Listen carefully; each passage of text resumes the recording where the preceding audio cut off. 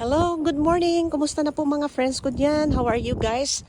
Nandito po ako sa may Duran Beach ngayon. Ito siya yung opposite yung campground ko doon. Yung campground ko dati, nandoon ako banda guys, yung sa opposite side nito. So yung nagtitake ako ng mga videos ng mga boat guys, doon ako nga area.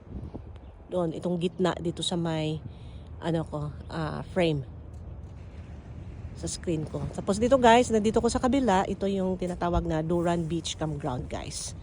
Yan, tapos nandiyan yung mga RVs dyan, mga camper vans, dyan sila sa kabila guys. Ang dami nila. Yan, mukhang gina-renovate ito ah. So early morning pa tayo guys. Uy, may sakyan na naiwan sa bata. Tadang, naiwan. So early morning tayo guys. Actually it's 7:30 in the morning. So kanina mga past 6 naglalakad ako doon sa may coastal area. Parang hike ko na rin. Doon maaga ako.